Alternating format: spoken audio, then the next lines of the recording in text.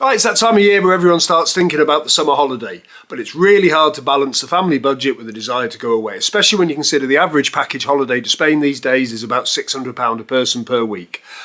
There has to be a better way. I've shown loads of budget holidays on here, but you'll notice a theme. They're all at cheaper times of year. The problem is, your average family want to go away in August or July. In fact, in my family, my wife's a teacher, I've got 2 kids in college and university. It's an absolute must if you want to go away for more than a weekend to book at this time. Now, it's been a while since I've done a package, but the last time I did it, I think I was looking at £800 a head. It's a lot of money you're talking, especially now you get no kid discounts, and even if you do, it's usually only built into the more expensive hotels. So, how are you going to get round it?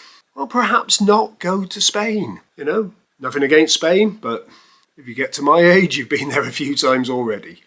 So I just thought I'd do something a bit different for this video. I had a quick look at European destinations for the second half of August. The reason I picked the second half of August is it's generally when a lot of the European countries, their kids have gone back to school. Flights do start to come down a little bit.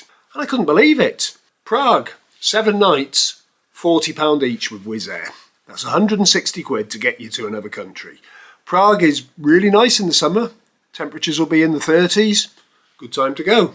And it's not another beach holiday, unless that's what you're looking for. If you are looking for that, I could recommend flying into Barcelona because there's really cheap flights all the time, and head towards Salou, but book separately. You can still get some great deals on that. Same with northern Spain for Bilbao. However, we're going to look at Prague. Why Prague and why a week? Well, I've never been. That's good reason. It is a sought-after destination. It's rich in history and culture, and there's an awful lot to do and see there. Plus, like a lot of Eastern European capitals, it is still original and very pretty. Now, the one thing I can't discount on the time of year is accommodation. Yeah, it's not going to be cheap, but I have found some. Now, the problem we're going to have is family of 4 of adult sizes, but you can still get round it.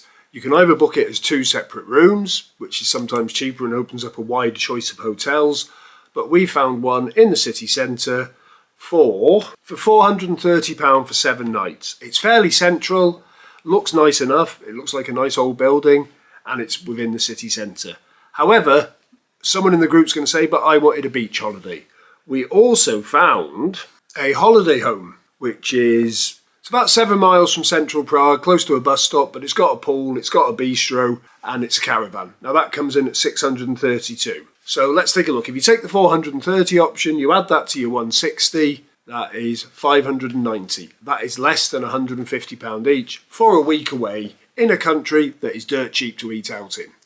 Or if you wanted the resort, you know, the holiday home with a pool, that kicks in at £790. You are still talking under £200 a person. Bear in mind, if you've got younger kids, you might have more options on your room choices. For us, I've got to go for 4 adults, which really, really nails me. Now, the other option is Airbnb.